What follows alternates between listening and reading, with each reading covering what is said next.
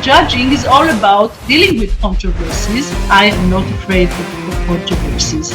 كانت جزء لا يتجزأ من الدولة العثمانية. We are being criticized for doing our job and for upholding the federal constitution. Like I have said in the past, I will not bend to such lame pressures and insinuations. Is a demand, sort of pressure placed upon the judiciary to make decisions according to some sort of a popular will.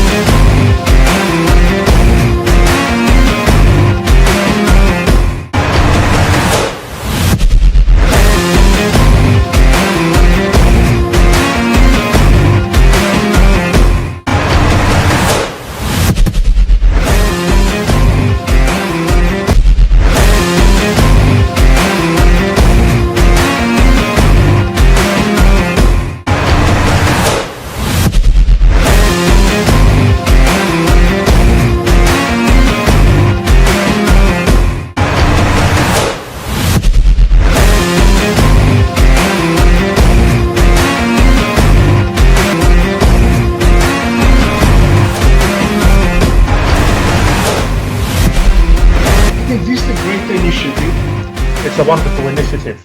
The Global South Network opened new horizons for judicial cooperations. GlobalSouth Network provide a platform for meaningful dialogue and cooperation, fostering efforts to build a more equitable and resilient legal landscape. GSN Network continues to expand areas of activity, further strengthening its impact and reach. The universal concept of justice compels us to join our efforts, and this is the forum for promoting the same goal. Well deserved for the hectic activity you have made.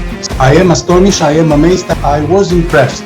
May I at the outset commend you, Dr. Ayad, for the immense work that you're doing in the GSN. The Global South Network is a much admired initiative. It's commendable. South Network focuses on all disciplines and regions, creating a bridge between academia, whole society, legal community, etc.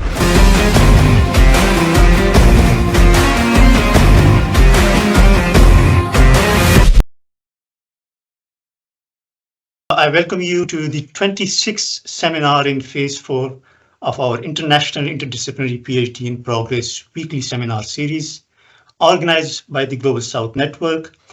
I'm Dr. Normative Posturing, lecturer in law at the Leicester Law School, founder and chief convener of the Global South Network, and I've been organizing this series since May 2023. My research interests lie within the area of independence, constitutionalism, and rule of law in developing democracies. I'm today joined by two discussants and one peer commentator. Professor Tarunabh Khaitan is the first discussant for today's session. Dr. Khaitan is the professor of public law at the London School of Economics Law School and an honorary professional fellow at Melbourne Law School. Previously, he has been the head of research at the Bonavero Institute of Human Rights, University of Oxford, vice dean at the Faculty of Law at the University of Oxford, and a visiting professor of law at the University of Chicago, Howard, and New York University Law Schools.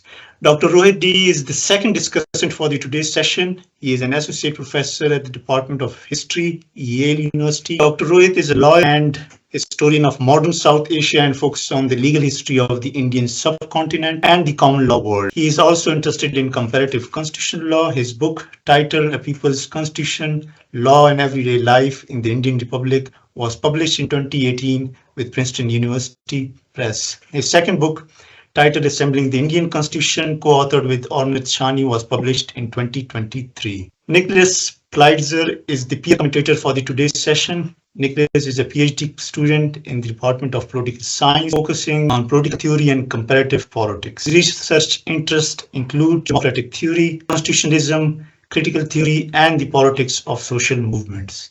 In his recent article published in the Political Theory Journal, Niklas discussed Hannah Arendt's essay Civil Disobedience, which contains a critique of white constitutionalism. Last but not the least, our today's guest speaker is Raja Venkata Krishna Dandamudi, who is a PhD candidate in law, St. Catherine's College, University of Cambridge. Following his graduation at Jindal Global Law School, India from 2014 to 2019, he went on to work as a law clerk cum research assistant to Justice Nageswara Rao, then a judge of the Supreme Court of India, and worked on a variety of cases involving constitutional, human rights, administrative, and labor laws.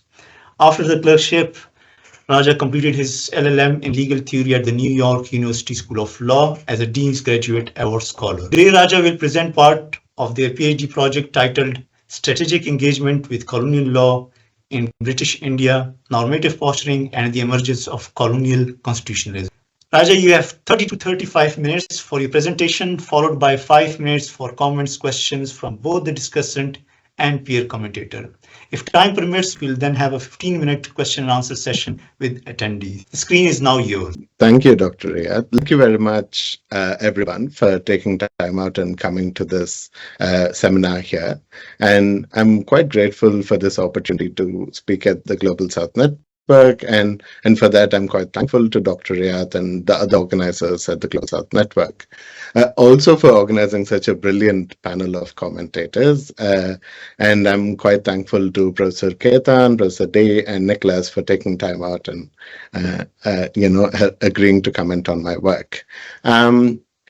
As I was kindly introduced, I'm a PhD candidate at the University of Cambridge, where I study the development of constitutionalism as a legal and political idea in late colonial India. Today, I'll be presenting a part of that research, which constitutes a chapter in my PhD thesis, where I try to understand how colonial subjects in British India, including anti-colonial activists, squared their denunciation of colonial law and colonial state as a morally illegitimate thing with their own engagements with colonial law. So I call this phenomena strategic engagement with colonial law. Over the course of I think just to define strategic engagement more clearly, I think I can say that what I mean by strategic engagement is a phenomena whereby colonial subjects in British India pursued, engaged with colonial law to pursue their political aims or even, sometimes personal interests without acknowledging the moral legitimacy of colonial law. Over the course of the last 100 years of British colonial rule in India, there were a variety of attitudes towards British colonial state and the laws it produced. And I think that we can helpfully contrast strategic engagement with these other attitudes towards the colonial state and its laws for us to understand what I mean by strategic engagement better. I think we all know, for instance, what I mean when I say the mainstream nationalist approach to the colonial state and colonial law in India, whereby at the end of the colonial rule, you see the emergence of Gandhi as a political phenomena and the adoption of his non-violent means of anti-colonial resistance, including non-cooperation with the colonial state and disobedience with its laws. There were also, equally importantly, the violent revolutionaries who espoused means of armed resistance. Both these movements varied quite significantly when it came to their methods for approaching anti-colonial resistance, but they had one thing in common, which was an overlap in the sense that both of them preferred disengagement with the colonial state and its laws. Strategic engagement, as I define it, varied from that sort of a disengagement in the sense that it was a form of engagement, whereby colonial subjects used colonial law and its language to make claims. And on the other hand, there were also, these moderate liberals from the mid to late 19th century, many of whom were more interested in pursuing a more committed approach towards the colonial state and its laws, whereby they were more interested in working with the colonial state and its laws rather than against it. What I describe as strategic engagement is also different from that in the sense that it was a strategic form of engagement, in the sense that they were not people who were strategically engaging with colonial law were not interested in engaging with colonial law for the purposes of benefiting or improving colonial law, but to employ colonial law for their own political purposes. These categories, these sort of attitudes towards colonial law and the colonial state, it must be remembered, are porous categories. Colonial subjects and anti-colonial activists move from one attitude to the other as the fortunes of politics and colonial India ebbed and flowed. I thought that I'll illustrate what I mean by strategic engagement with the help of a couple of examples. The first example I have in mind is from the political sphere, and it is the presidential address that Jawaharlal Nehru delivers to the Lucknow session of the Indian National Congress in 1936. Jawaharlal Nehru, as many of you might know, was a prominent Indian anti-colonial activist who later went on to become independent India's first prime minister. The immediate context of this address was the enactment of the Government of India Act of 1935, which transformed the colonial state in British India into a federation and reconstituted provincial legislative assemblies in each of the provinces of British India, whereby parties which won majority of the seats in these bodies could form governments at the provincial level and then effectively rule the provinces. And the colonial state announced that it was going to conduct elections to these provincial legislatures, and Nehru's address was to basically chart a policy for Congress in regard to both the 1935 Act, the mechanisms that were established under it, and the elections that were going to be held under it. Nehru actually starts his address with a searing critique of the 1935 Act, and I'm sure many of the scholars here know all about it. He called the 1935 Act a charter of slavery, which was enacted in contemptuous defiance of Indian wishes. And he called the federation that the 1935 Act established an unholy structure which should take its rightful place in oblivion. Any person who would have heard of this part of Nehru's address would have thought that Nehru was calling for disengagement with the 1935 Act. In fact, that wouldn't be a surprising attitude because that was exactly the attitude Congress adopted in regards to the elections that were conducted under the predecessor to the 1935 Act, the Government of India Act of 1919. But that was not to be. Nehru argued that in light of the changing political circumstances of 1930s and the rising communal tensions, Congress had no other choice but to participate in these elections, so that they can use the electoral platform to take forward the message of independence and political and socio-economic reform to the forefront of the Indian population. And there was some concern within the ranks of the Indian National Congress, actually, that participating in these elections and forming governments under the umbrella of the colonial government could sort of temper the revolutionary mentality of the anti-colonial movement, which was, after all, essential for the achievement of, independence. Nehru recognized this concern to be quite serious, but suggested that if Congress adopted two steps, if they were to win in these elections and form governments, they wouldn't really affect the revolutionary mentality. First, although they cannot, if Congress leaders recognize that although they cannot give effect to the main item on the Congress program through the means of the 1935 Act, which was the achievement of Indian independence, they can give effect to some of the other items on Congress program, such as political freedom and socio-economic reform. The other point that Nehru makes is that Congress legislators and ministers can use the platform provided to them by the 1935 Act to create deadlocks within the colonial constitutional structure with the hope of killing the federation that the 1935 Act established and to leave the slate clean for the people of India to write on. Elections were conducted to these provincial legislatures in 1936, and Congress won majority of the seats in 5 out of the 11 provinces. I think the elections were conducted on the basis of limited franchise, and I think 11% of the Indian population, if I'm not wrong, became eligible at that point. As soon as these legislatures were convened and governments were formed, a resolution was tabled in all Congress majority legislative assemblies in the provinces using the means provided by the 1935 Act to denounce the 1935 Act itself as reactionary, undemocratic, and anti-national, and to declare that a legitimate constitution based on national independence could only be enacted by a constituent assembly, which was established on the basis of unilateral franchise. This was, whether you believe it or not, an attempt at creating deadlocks within the colonial constitutional structure. We can talk about whether this attempt at creating a deadlock itself is successful if you want further in the Q&A session. The Congress ministries also tried to give effect to the other suggestion that Nehru makes, which was to give effect to political and socio-economic reform.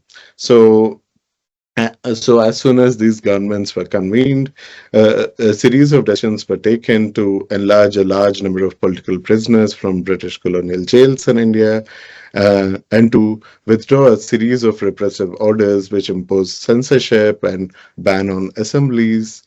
And they also tried to give effect to some political measures which actually gave effect to some level of socio-economic reform. So they passed for the first time in Madras, the Madras Temple Entry Act of 1937, which opened Hindu temples for access to Dalit communities. And there were also a series of other important but limited socio-economic legislations which sort of protected the rights of borrowers, small peasants, and tenants. So that was the one example of strategic engagement.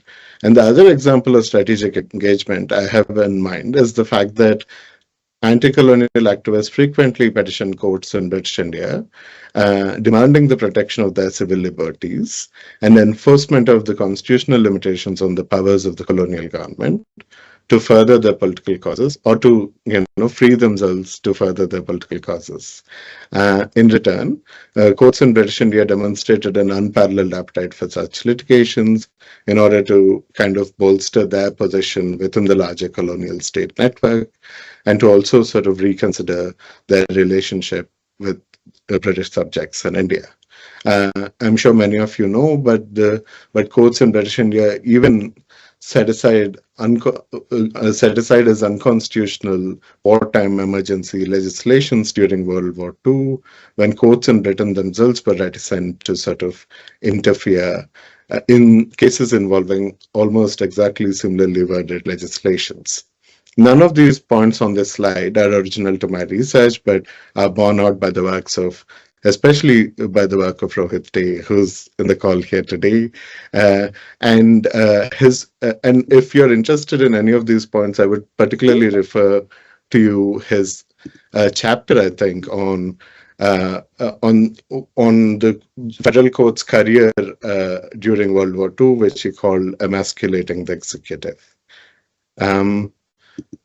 I thought I'd give one example of this judicial manifestation of what I call strategic engagement, and this involves the case of the Lahore conspiracy. I'm sure a lot of you might know, but the Lahore conspiracy case involves the murder of J.P. Saunders, a British police official in Punjab, by 3 revolutionaries from the Hindustan Socialist Republican Association by the names of Bhagat Singh, Rajguru, and Sukhdev. This assassination was made to sort of avenge the death of a prominent Indian nationalist, Lala Lajpat Rai, who died as a result of police brutality. Apparently, this violence sort of unleashed further revolutionary violence in Punjab and even beyond. And the Viceroy of India then, Lord Irwin, took this as an opportunity to trigger his emergency ordnance powers under the Government of India Act of 1919 to pass an ordinance specifically with the intent of summarily trying these 3 revolutionaries. And a special tribunal was quickly convened on the terms of that ordinance. A trial quickly ensued, and before long, all the 3 revolutionaries were convicted of killing Saunders and were sentenced to death. During the course of the trial, the revolutionaries read out a fascinating statement before the tribunal. And you must remember that none of these revolutionaries are lawyers or political theorists, but are young revolutionaries who. And that statement says that man being the source of all authority, no individual or government can be entitled to any authority unless and until it is derived from the people. And they argued that since the colonial government in British India was an utter negative of these principles, its existence itself was unjustified. They also argued that since British colonial law in India pursued interests of alien rulers against the interests of Indian people, it had no capacity to generate moral obligations on the part of the colonial subjects. This is clearly a fascinating statement denouncing the legitimacy of the colonial state and its laws, but also the process that these revolutionaries were immediately involved in.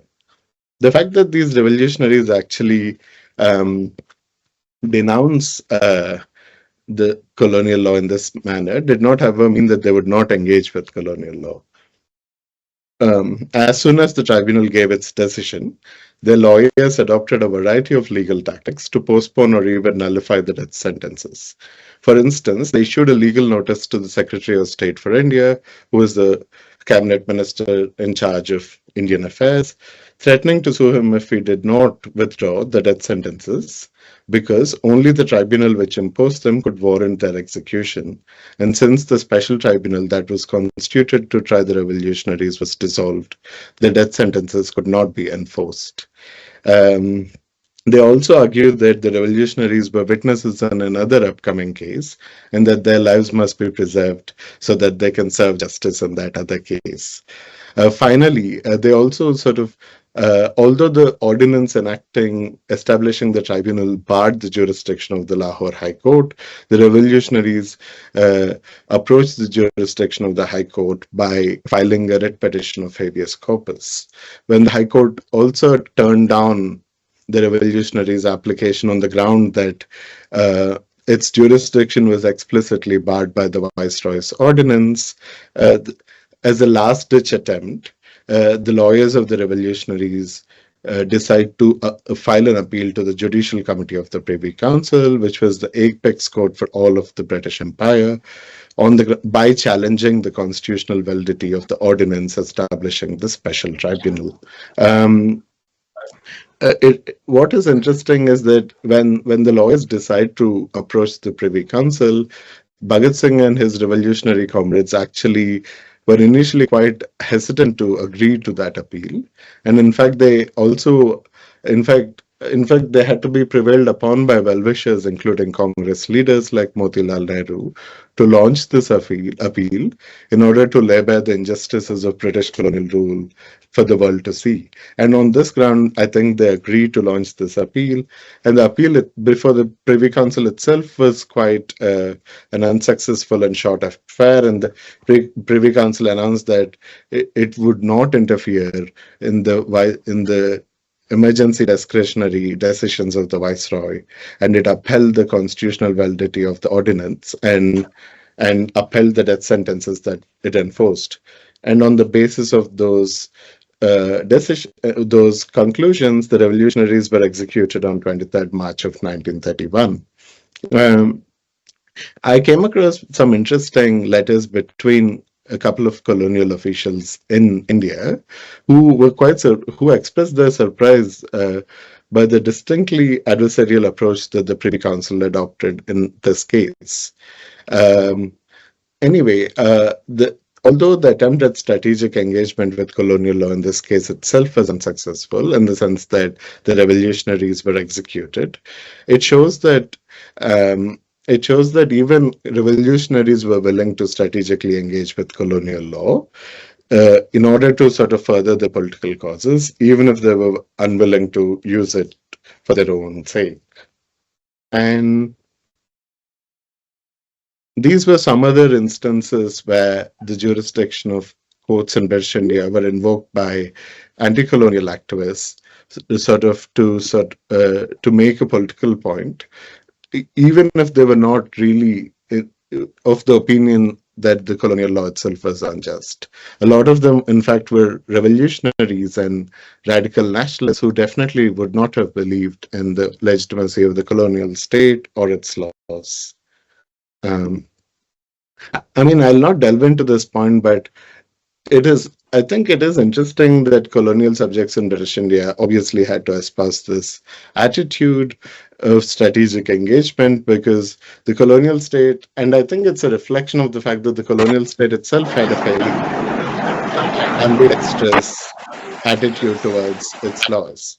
I'll just leave this point by saying that DLO has recognized throughout his work the fact that we can describe colonial policy in British India as a form of ambiguous dualism, by which he meant that it was a combination, on the one hand, by a desire to hold on to India at any cost and by any measures, including by resorting to any level of violence for as long as possible, as well as, on the other hand, an interesting openness for reforms, which you don't normally see in other colonial dispensations. So this is what I call the strategic engagement with colonial law. I thought that I'd quickly pass through some jurisprudential theories to see if any of them create enough space in their own domains to accommodate normatively complex attitudes such as strategic engagement. And I focus on theories within analytical legal philosophy, and I apologize for that because that is the tradition in which I'm most trained in. I focus on these theories, but I would be very happy to look beyond as well. I think that after some research, I've concluded that HLA Hart's theory of legal positivism does the best job accommodating for normatively complex attitudes such as strategic engagement. But before I head to Hart, I thought I'd make good my point by sort of parsing through Fuller's account. Fuller argues that in order for a social rule to be a valid legal rule, it must satisfy the internal morality of law, which in turn involves the fulfillment of the 8 principles of legality. And I'm sure many of you know, all of you know, what these principles of legality are. And this part of Fuller's theory is almost non-controversial. Everyone, including his critiques, including Hart, sort of agree with this part of Fuller's theory. What is the more controversial element of his theory is when Fuller argues that when a regime makes laws by fulfilling these principles of legality, it gives rise to what Fuller calls a bond of reciprocity, which in turn requires the subjects of the regime to hold the subjects of the regime to their end of the bargain, which is to obey the laws of the regime. And this is the more controversial element in Fuller's theory, because he argues that when a regime passes laws in a procedurally just manner, subjects of that regime have an obligation to obey the laws of the regime, irrespective of the substantive content of law. And I think most scholars who study British India or colonial regimes across the world, or many other regimes which are legitimacy hungry, actually come across this realization that the regimes were actually trying their best to make sure that they fulfill these principles of procedural legality. And what becomes evident to us is when these regimes fulfill these requirements of procedural legality, they still come up with laws which might be substantively unjust, or they might be unjust because they were made by regimes that might have been unjust. And it is this realization that Fuller misses, and Hart is alive to. Hart argues that the fulfillment of the 8 desiderata of legality that Fuller points out might be correct, in the sense that for any legal rule to be a valid legal rule, it seems accurate to suggest that all these legal rules should fulfill these 8 principles of legality. But this fulfillment is still compatible with very great inequity, to use Hart's language. And I think this is exactly the problem with Fuller's theory, because if we were to agree with Fuller, the revolutionaries who I cited earlier were wrong in the sense that they did have a moral obligation to obey the laws of the colonial regime. And for me, that is a very low threshold to hold someone's obligations to. And in that sense, I think that Fuller's theory falls short in sort of trying to create normative space for like more ambidextrous attitudes towards law. Yeah, and I think now that I've quickly passed through Fuller's theory, I'll just quickly also pass through Hart's theory to demonstrate my point. At the very core of Hart's theory is his notion of the internal point of view, which is the attitude adopted by individuals in a legal system towards the legal rules of that system. And individuals espousing the internal point of view recognize the legal rules as guides to their conduct and use these rules as standards for the appraisal of their own and others' behavior. Espousing the internal point of view for Hart involves manifesting an individual's acceptance of legal rules in their system as guiding rules for their behavior. Hart was very clear that this recognition or acceptance that a set of legal rules in a legal system are binding legally on an individual is not the same as the individual's views about the moral legitimacy of those rules. An individual can recognize that a set of rules are legally binding on him or her, even if they do not need to believe that these set of legal rules are legitimate. And I think Hart tries to make this distinction quite apparent because when he was coming up with the internal point of view, he had in mind the concerned liberal citizen who is anxious to maintain a critical distance from law so that they can bring to bear their moral judgment on the question of how to react to the law. I do think that the word acceptance that Fuller uses to describe the internal point of view is quite unhelpful to understand what he calls the internal point of view. I think that instead of that, we can use the other analogy that Hart uses to describe the internal point of view, which is when he analogizes individuals espousing the internal point of view with individuals who play a game. He argues that when individuals play a game, they do not need to believe that the rules of the game are just or fair, nor do they need to believe that the lawmaker is a legitimate lawmaker or not. They can still play the game, irrespective of their belief about the legitimacy of those games. And they can still use the rules to make a legal claim. They can still use the rules to appraise their own behavior as well as the behaviors of others. And in that sense, I think this game of law analogy is a lot more helpful. And I think colonial subjects in British India were playing the game of law, especially when they were specifically denouncing the moral legitimacy of colonial law. Even when they denounced moral legitimacy of colonial law, they used legal language of colonial law to make legal claims on the basis of it and demanded that the colonial state must comply with its own legal rules. And I think in this context, Nehru's call to participate in elections and carry on political and socio-economic reforms, as well as Bhagat Singh's invocation of colonial law, were both statements made from the internal point of view. I think here I can probably offer some flowers to Hart and say that his theory probably does a much better job than other theories in understanding law's potential to be an instrument of oppression as much as liberation. I hope that the account of strategic engagement with colonial law I furthered here today illustrates the need for jurisprudence to actually recognize the possibility of historical phenomena of this sort. It also helps us sort of recognize that that when a legal regime fulfills the demands of legality for non-benign reasons, or when the laws of the regime are themselves unjust, subjects of that regime do not have a moral obligation to obey the laws of the regime. Moreover, it also shows us that an individual's engagement with law in such an authoritarian regime could not be construed as an approval for the moral legitimacy of the regime's laws. Finally, I think it also shows us that resistance is normatively complicated and often involves engagement with the oppressor.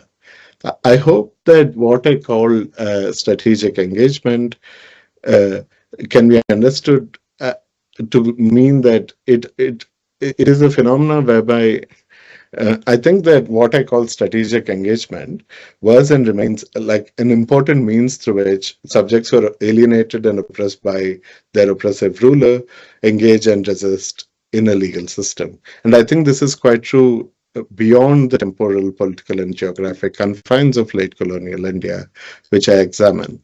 I think the other examples of what I call strategic engagement can be considered, I guess, like the very many attempts of strategic litigation in apartheid South Africa, in authoritarian Singapore, segregated United States, Israeli occupation of Palestine, and so on and so forth.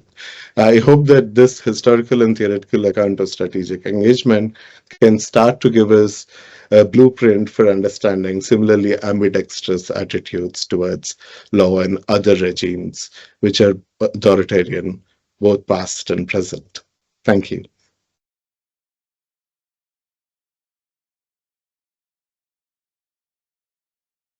Thank you, Raja. Thank you, Raja, for such an insightful presentation on strategic engagement and colonial constitutionalism. I believe a lot of points you discuss are applicable to many other post-colonial countries. But I will stop myself from saying anything. Allow me to invite our first discussant, Professor Tarunabh Khaitan, to respond to your presentation. Right. So thank you very much, Norman, for inviting me to this really interesting paper. And Raja, I really congratulate you for what is an extremely original and interesting project. I don't know what a big picture is, so I have sort of lots of things to say, but anyway, let me just begin. So let me start with some of the little thoughts. Most of them are comments rather than questions, as it were, and then maybe some suggestions. Right? So the little comments I have are first, your characterization of the revolutionary engagement in courts as strategic was a little bit complicated for me. And Rohit would know this a lot better. Just the separation of the personalities of the litigant and the lawyer permits a certain ambiguity in ownership of who is saying what, right? Where the claimant is allowed to be the revolutionary in court who says, and we've seen this in Gandhi's trial, in Mandela's trial, in Saddam Hussein's trial. These are not people I'm comparing, obviously, but they all can say, I reject the legitimacy of this court. You don't have jurisdiction, and the lawyers can still do the lawyer's work of filing appeals and making legal arguments and whatever. So there's, I'm not saying your argument does not work, but I think because the courtroom is such a key part of your argument on strategic engagement, you need to say something about that separation of the subject and the advocate as distinct bodies. This is also unremarkable. It's so often the case that the reasons why claimants go to court and the arguments that lawyers make in court are so entirely different, right? And we've seen this in the lawyers have a duty to the claimants to make not the arguments the claimants want to make, but or the reasons they come to court, but the arguments that are likely to succeed in the court, right? So, and that is the value of the technical skills. So, just unpacking that duality of sort of personhood and different minds at work is, I think, important. Okay, so my second point is about the framing. As I really like the conceptual distinctions are very sharp and clear to me, and I can see why this is not sort of revolutionary violence, this is not civil disobedience and non-cooperation, and this is not sort of committed internal engagement either. This is a different category. When I was hearing you, I heard very strong echoes of Stroud's characterization of Ambedkar as the principled pragmatist, right? So this idea of principled pragmatism that Stroud's biography on Ambedkar sort of uses a fair bit, and I'm wondering if that's what's going on here, right? That you, if the strategic engagement is basically a form of principled pragmatism, which is I have my principles, but I know that politics is the art of the possible, so I will do what is possible under the circumstances without sort of giving up on the aspirations or something like that. I mean, this is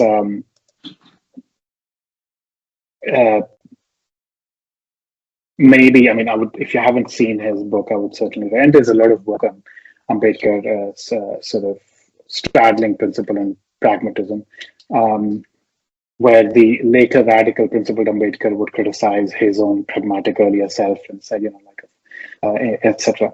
Okay, the third point is sort of on colonial continuity. So I was thinking of so many other examples or in post-independent India of this kind of strategic engagement, right? So is there a colonial specificity to this, or is it just, writ large political actors everywhere? Okay, let me give the examples and we'll make the broader point. So one example that comes to mind is the Communist Party in India after the independence, right? Where, I mean, from sort of, starting armed rebellion against the independent Indian state, it decides to start participating in elections, starts forming democratically elected governments. And I mean, it is arguably is probably one of the parties most ideologically committed to the constitution, right? For a party that thought this constitution needed an armed rebellion, right? So, I mean, can you get too used to strategic engagement where the strategic bit just disappears in the engagement? So can it be dangerous, right? If you do it too often, then you just become engaged and you lose the strategy. But the other bigger point that I wanted to draw from that, the strategic engagement issue is not something that every political actor will consider in the moment, right? Sometimes you will have the revolution that is politically likely to be most effective. Sometimes it might be non-cooperation. Sometimes it may be internal point of view. And sometimes it will be strategic engagement. So what is special about this? And the final point I'll make on your final turn to analytical legal philosophy, I think everything you say is correct. I mean, natural lawyers cannot explain this. Some natural law proceduralist ones cannot. The substantive ones will say, well, the colonial state was not legitimate. So I think any theory, Finnis is another one, both Finnis and Fuller will probably say that these people had a duty to obey the laws, and I think that calls into question the legitimacy of the theory itself. But I'm wondering why are you doing this, or at least what is the dog, what is the tail? I mean, are you more into, is the colonial story itself the dog and this is sort of just something that comes out of it, or are you more interested in exploring the legitimacy of analytical theories from this? And I think how you present and how you write this will very much depend on what is your evidence base and what is your main goal. But I have a lot of other things to say, but I'll stop there. Thank you. Thanks, Tarun. Thanks, Tarun, for useful comments. And let's go to Rohit. Hi. Thanks, Raja, again for another dive at the project. I think I want to pick up something Tarunabh said, which is sort of trying to maybe get a better sense of what the larger stake of the project is. So I saw sort of two kind of conceptual challenges that you were making. One is to take very seriously the landscape of colonial law as something to theorize about law more generally.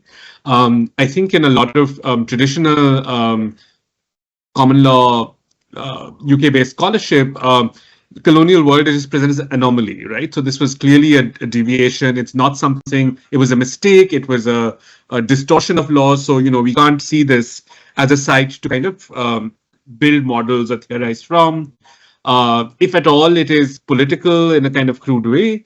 And it's kind of reversed in a kind of a lot of scholarship that's coming out of not just India, but much of the global South, which sees the colonial legacy as a tainted legacy, one to be rejected. And this comes from both the kind of critical left, which sees colonial law as extractive and repressive, but also from a kind of nativist right, which sees colonial law as foreign, and therefore every legacy of colonial law to be tainted. So I think by opening up this world where you see people are not just sort of operating in it blindly, like they're not just going to court because they're property and they need to protect that, but they understand the kind of structural limits of it.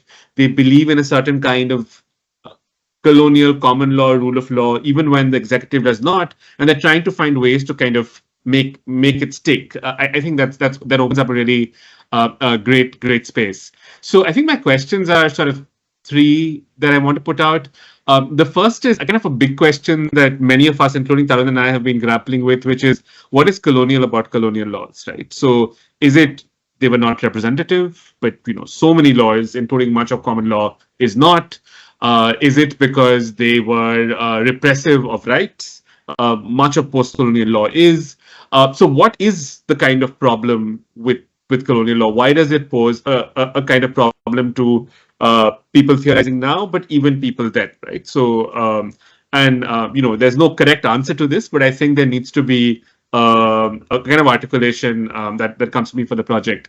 The second, I think, is the jurisprudence question. I would encourage you to be less defensive by saying, oh, well, which of these theorists can explain it and how it explains it best. I think one thing to think about is, where does jurisprudence come from and why do we need jurisprudence? Asaf Likovsky has this new project where he finds that actually colonial universities started teaching jurisprudence as a subject well before most British universities. And it goes back to the idea that British lawyers who were mostly trained at the Inns of Court didn't need to learn jurisprudence because they lived in the system. It's only if you were outside and had to be trained in a foreign system did you need to learn jurisprudence, right? So the kind of jurisprudential project starts, like English literature in a formal way and other things, starts from outside the empire and works back in. And it might be useful to look at some of the older editions of jurisprudential treatises. I know Salmond is 1902, but there are others written by Europeans in India, but also by Indian scholars in the late 19th century, which may or may not tackle some of these questions. And finally, I think there is a kind of interesting core to colonial constitutionalism that you might want to think about. So on the one hand, there's a kind of articulation of sort of common law rights. And this is not just me, a lot of people have noticed that those don't get very far. So the rights of a British subject to move around, the habeas corpus, all of these seem to get restricted. But what does seem to stick is restrictions on separation of powers and delegated legislation. And part of this is that unlike the British Parliament, colonial legislatures, even under the Viceroy, are not supreme. They're always subservient to the British Parliament and the Crown. And that seems to be where strategic litigation happens, a lot of strategic litigation happens, and is perhaps the most effective. So maybe to kind of spell out what the core of colonial constitutionalism is, and constitutionalism isn't necessarily democratic. It is just so maybe to even say something more about constitutionalism in that process. Thank you, Rohit, for insightful comments. Niklas, please, over to you. Yeah, thank you so much, and thank you for the kind invitation, and thank you, Raja, for sharing your amazing project. I learned a lot, and I think it's really insightful, even for those of us who don't work on British colonial law.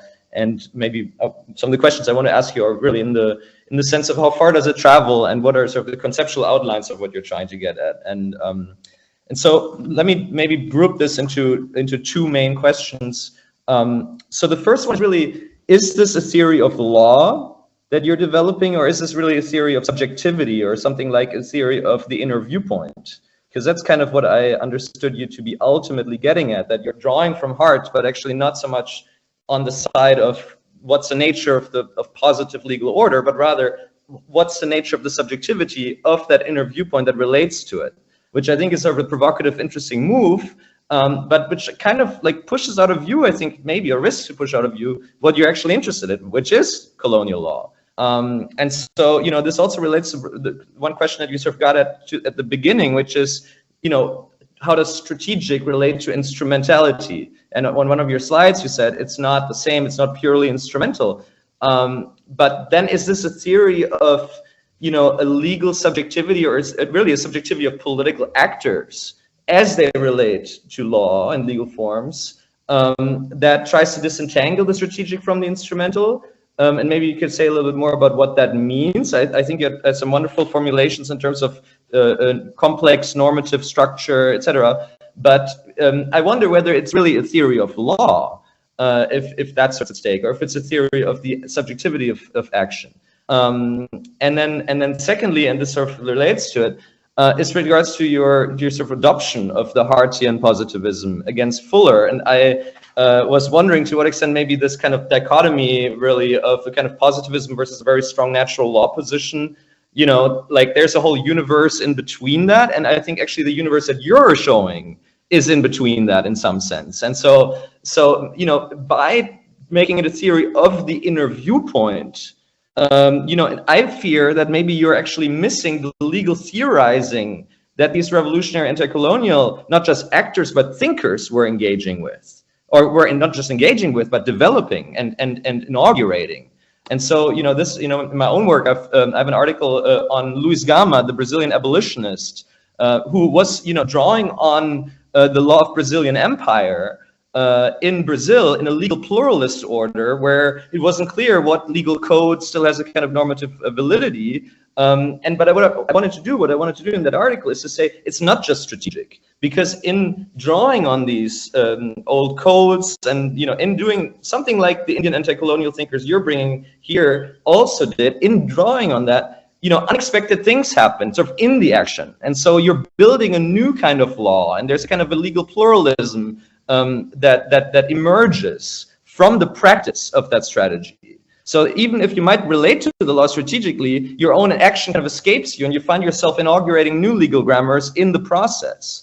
And so this is sort of the last conceptual point I wanted to make here, which is that there is not just a distinction between, let's say, positivism and natural law that I think is relevant here, but really also the sort of cross-cutting distinction between legal monism and legal pluralism.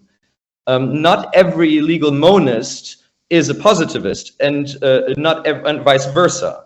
So Hart, I think, is, but is a legal monist. But in the context of British colonial law, there's a wonderful literature. I'm thinking of the work of Nazmul Sultan, for instance, and others who write on sort of the legal pluralism of not just anti-colonial movements, but also of anti-colonial legal thinking. And so, maybe one reference that sort of interests me personally, maybe it might be helpful for you to explore. There's a recent revival of the thought of the Italian legal pluralist Santi Romano, who is an interesting figure because he's both a legal pluralist and a positivist. So he basically says that there are multiple sources of law, not just the state, so in a sense, not just the colonial law of the British Empire, but nevertheless, he's a positivist. And so something like that, a thinker like this who argues for multiple sources of jurisgenerative legal politics, that sort of cuts across the whole model that you seem to be giving us, and in a way that I don't think you need to, because what you really want to do, I think, and what I want to hear you about is to think about these anti-colonial actors not just as sort of external to the law, but in a more dynamic relation to the law. And that's actually what you yourself were saying. And I wonder whether your current framing is getting you there, or whether taking into account the question of monism and pluralism might push you further in that direction that you're already going into. So that's all I wanted to say. And thank you for sharing it. It's a wonderful conversation. Thank you. Thank you, Niklas. Thank you for your feedback. Raja, I think you have field-specific, the experts' comments, and also a political science perspective. What I'm going to do is let me open the session, to question and answer. Assuming, Raja, that we have noted down all these comments and questions, Let me collect one question and then I will get back to you for your response. So the question, Erica, over to you, please. Thank you. Thank you very much. Congratulations, Mr. Dandamudi. I have three.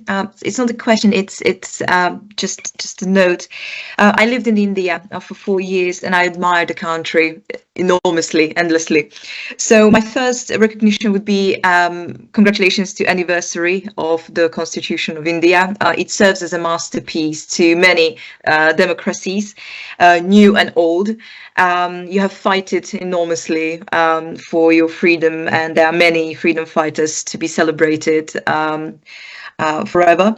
So congratulations to this. And as well, I suppose it might serve as a shining sample of civil war protection, because there has not been a civil war in India, and it's recognizing all of the tribes and all of the religions, even it is a biggest secular democracy.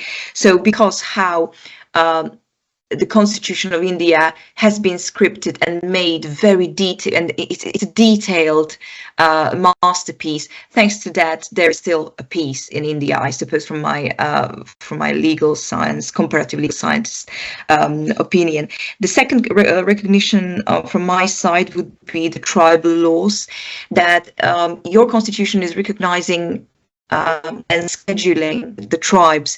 This is very, very unique concept, which is not adopted yet in Europe, and it should be, because we have many tribes and many minorities, and we don't even have Ministry of Tribes or Ministry of Minorities, which are dealing with particular minor groups or minorities or the tribes which are in Europe or the European continent or even in the West, and how to handle them, how to schedule them, and how to protect them and fully recognize them. So these are my recognition from what I can see, that the Constitution, and from perspective of the comparative constitutional law, it does serve as a great shining sample for new democracies which have fought for their freedom 30 years back, like for example Slovakia, or where after the separation of Czechoslovakia, forming of two completely independent countries, very much Czech Republic being more secular than Slovakia or the Slovak Republic. And these are, for example, those Central East European countries which struggle with creation of other public ministries or institution within the administrative law, which would again provide the rule of law and justice, and those minorities and the tribes would be able to access the justice, and they would be able to access the education. So perhaps this can be very interesting to reach out to Europe and the Central European countries and the Central East European countries to perhaps provide your example how you did it, because it would ease, and it would ease the process, and it would as well access and allow to access the rights to those minorities and the tribes which are not being scheduled or recognized. Thank you. Thank you, Erica, for the question. Raja, over to you if you want to give a brief, quick response. Yeah, to all questions and comments. You don't need to answer any questions. I mean, we do recognize that it's a PhD in progress project. So most of the comments you can, process later on, or you can follow up directly with the discussant. But yeah, please, over to you. Brief response. No, I think, I'm very thrilled by the kind of response I got, and I'm very, very thankful to all of the questions that were given to me. And I think starting with Professor Khaitan's suggestion about differentiating the lawyer and the activist, I think that is quite true, and I'll definitely take that on board. The only reason why I suppose I included the revolutionaries was because they were actually involved in this sort of legal strategies that were adopted, in the sense that while it is true that what the lawyers put in front of them would have been quite final in the sense that the revolutionaries wouldn't have been able to change, but they were I think constantly asked their opinion on the strategies that they were adopting. And even when it came to the appeal to the Privy Council, initially they were going to block it. And it was actually political conversations around the appeals that sort of allowed it, and that alone was the reason why I kind of included the case of the revolutionaries. But I definitely take that point on board, and I think I'll try to incorporate that. And in regard to your point about principled opportunism as well, I think that's quite fascinating. So, for example, not just Ambedkar, but also in regard to Lenin's engagement with law, Evgeny Pashkanis has written this fascinating piece called "Lenin and the Problems of Law," where this idea of principled opportunism is brought in the context of Lenin as well. But the reason why I sort of steer away from that was because what I'm looking like when I was thinking of strategic engagement, I didn't just have revolutionaries or mainstream activists in mind. I wanted to keep it open to a wide variety of thinkers like this, in which case someone like Bhagat Singh would have been less interested in thinking about alternatives to colonial law, as against, say, Jawaharlal Nehru or Ambedkar or scholars like that, who were more interested in actually trying to provide alternatives to colonial law. And actually, another chapter of my PhD thesis tries to understand these alternatives. So it tries to understand the fact that anti-colonial activists in British India were trying to engage with colonial law, and through these engagements, they were thinking about these alternatives as well. These alternatives are also quite varied. Just to look at the center-left approaches, for instance, that you can come across, there were a lot of this strategic engagement has made anti-colonial activists in British India realize the importance of civil liberties, for instance. But they also realized that there are some limitations with liberal constitutionalism as well. So they start challenging the idea of liberal constitutionalism as well, to the extent that it doesn't go as far as it can on the questions of socioeconomic reform, for instance. So that actually addresses, I think, Niklas's point as well about the worldviews that sort of were behind these forms of engagement. I think the reason why I'm more interested in sort of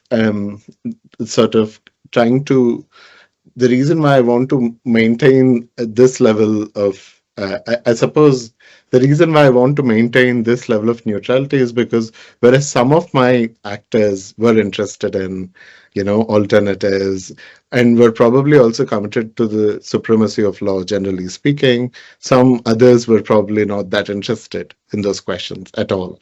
And they were still using law, and they totally understood the advantages of engaging with it and still using it.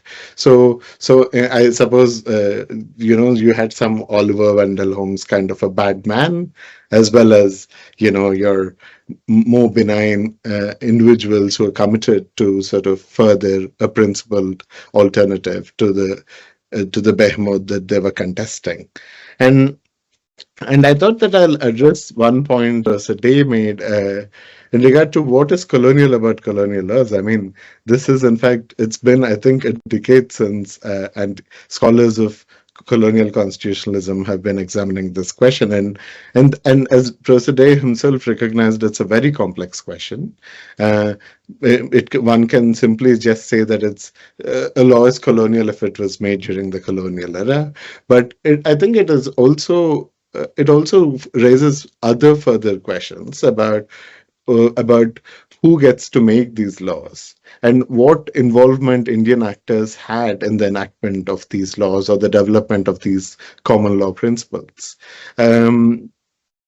In that sense, for instance, you can think about how anti-colonial activists actually brought these cases, and whenever they succeeded in these cases actually contributed to the jurisprudence of constitutional law in British India. So in that case, would we deny the partial authorship that these activists can have to these colonial laws?